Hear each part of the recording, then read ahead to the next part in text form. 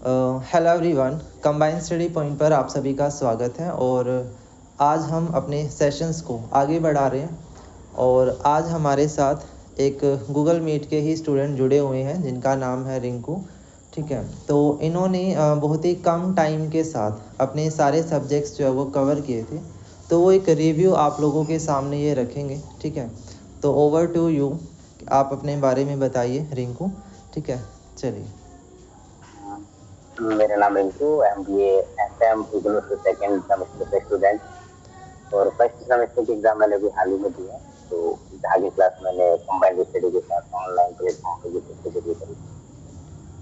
हाँ जी, तो रिंकू जो है अभी MBA के स्टूडेंट हैं। ठीक है, MBA का फर्स्ट सेमेस्टर इनका रिसेंट ही कंप्लीट हुआ है। और आप लोगों को पता ही होगा कि जून एग्जामिनेशन हमारे अभी ख़त्म हुए हैं, है ना। तो वो चले हुए थे लगातार। और दूसरा ये कि इन्होंने जो है वो बहुत ही कम टाइम के साथ अपने सब्जेक्ट्स कवर किए थे, क्योंकि इनके पास टाइम बहुत कम था। लगभग जैसे कि हमारा जून के अंदर एग्ज़ामिनेशन हो रहे थे, तो मई एंड के आसपास इन्होंने ज्वाइन किया था आई थिंक। तो बहुत ही कम टाइम में, हाँ जी, कम टाइम में इन्होंने सारी चीज़ें कवर की। तो हाँ, तो मैं अब आप लोगों के सामने कुछ क्वेश्चन जो है वो इनसे पूछता हूँ, और फिर आप लोग डिसाइड करिए कि किस तरह से गूगल मीट सेशन आप लोगों के लिए हेल्पफुल होंगे। चलिए, तो हाँ जी रिंकू, आप अपने बारे में मैं आपसे पूछ रहा हूँ थोड़ी चीज़ें। मुझे आप ये बताइए कि आपके जो क्लास है, क्लास का टाइमिंग वो किस तरह का रहा।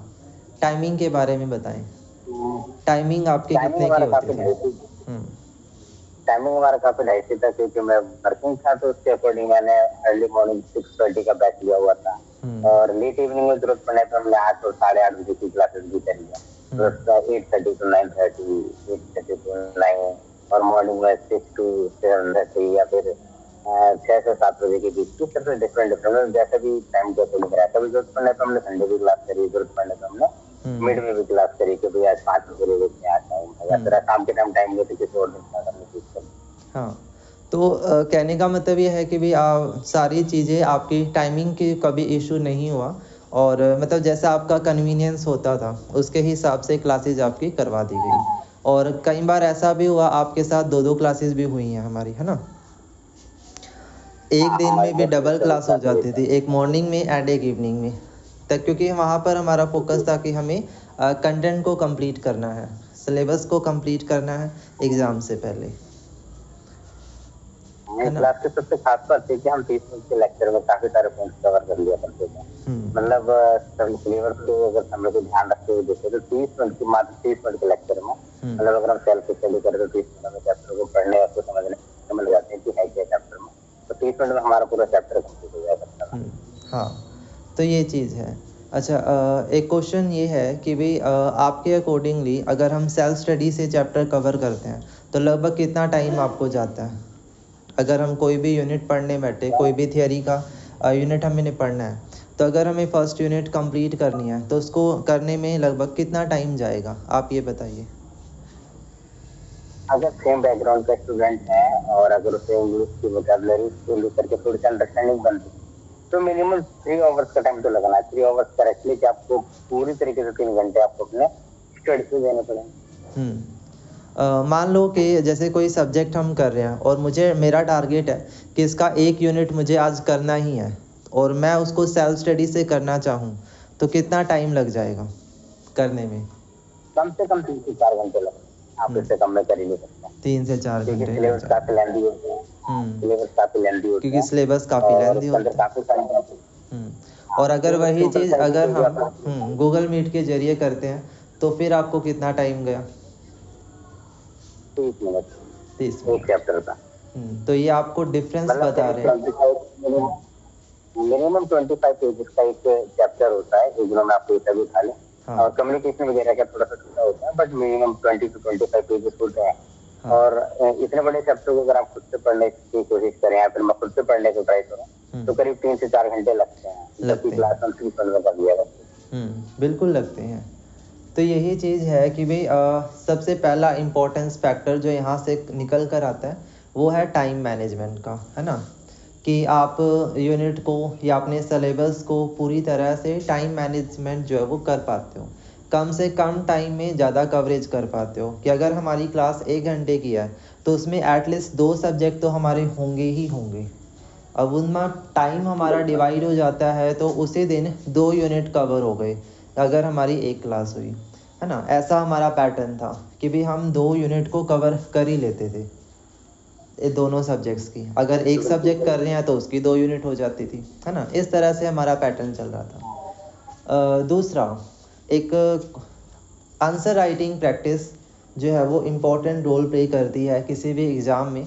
तो आप मुझे ये बताइए कि आंसर राइटिंग आपको कैसी लगी। मतलब कि आपको जो मैं बताता था कि राइटिंग प्रैक्टिस करिए, है ना। आपने मेरे को आंसर्स भी भेजे हैं आई थिंक, है ना। आपको मैंने जो क्वेश्चन दिए थे उनके आप आंसर्स भी भेजते थे, तो उससे आपको फाइनल एग्ज़ाम में हेल्प मिली होगी, तो उसके बारे में बताओ। बेसिकली अगर आपको एमबीए का पेपर देना है और उसे पास करना है तो मास्टर्स के लेवल पे जाकर के काफी सारी चीजें लिखने की जरूरत पड़ती है।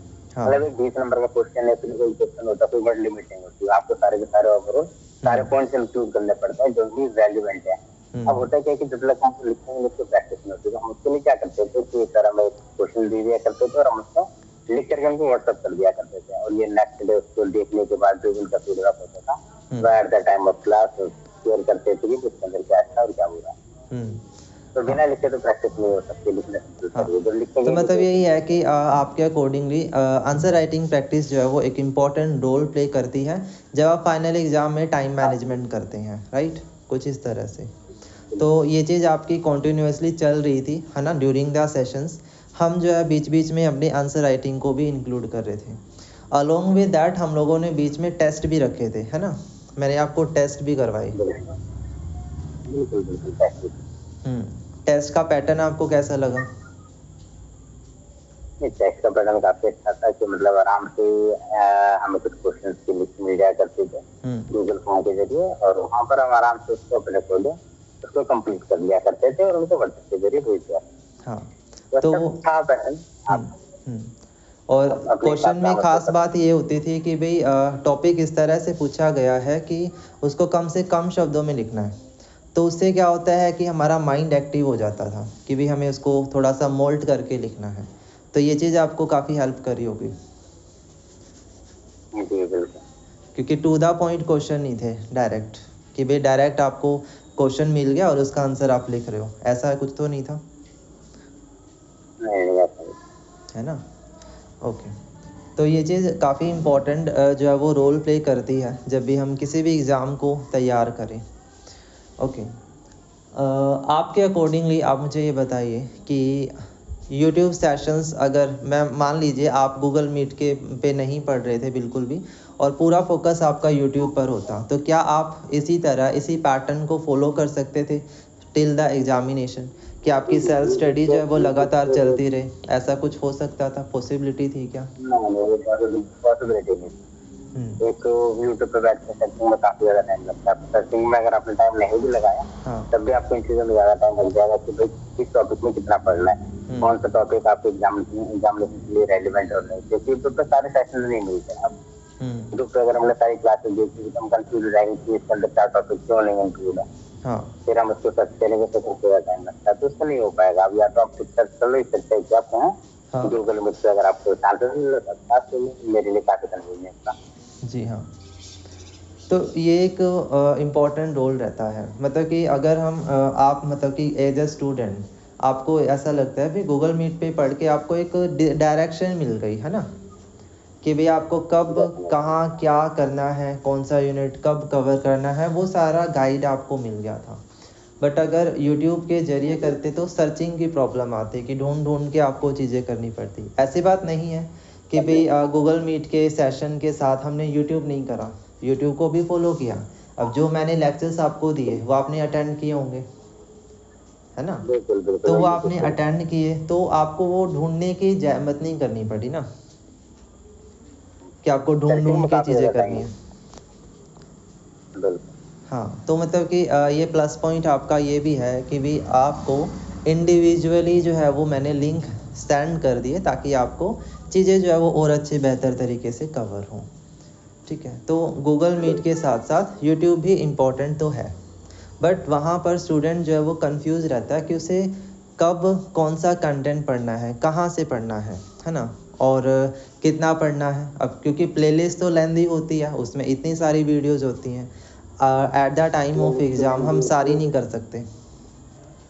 बिल्कुल बिल्कुल, प्लेलिस्ट भी लंबी होती है और सिलेबस भी लंबा होता है। अब काफी सारे टॉपिक जो एग्जामिनेशन के लिए रेलिवेंट ही होते हैं, हाँ, उन्हें छोड़ना भी पड़ता है, मगर जब हम नॉर्मली खुद से स्टडी करेंगे तो हमें नहीं पता चलता। डीप स्टडी, बिल्कुल।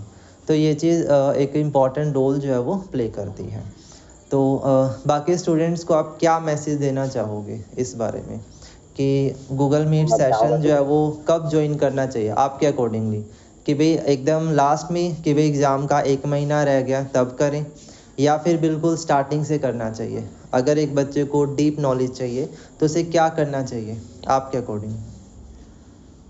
मेरे अकॉर्डिंग तो मैं अगर बात करूँ तो अगर आपको लगता है कि मुझे गूगल मीट से स्टडी करनी है, तो मेरा सबसे पहला प्रेफरेंस होगा कि भाई मैं गूगल मीट से इसी तरीके की स्टडी कर लूँ ताकि मेरी तैयारी चालू हो सके। जैसे मैंने करा, मेरे साथ क्या हुआ था कि मैं काफी लेट ज्वाइन करा, जिसके कारण मेरा सिलेबस उस तरीके से तैयार नहीं हुआ जिस तरीके से मुझे तैयार करना चाहिए। जी हाँ।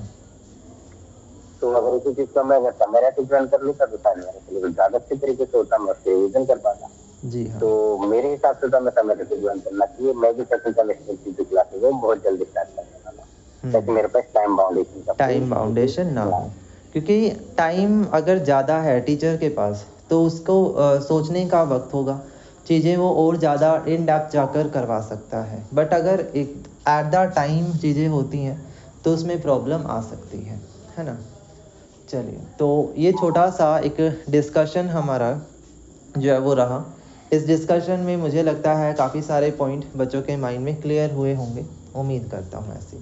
चलिए, थैंक यू सो मच। इसी तरह के सेशन हम रखेंगे, ठीक है। चलिए।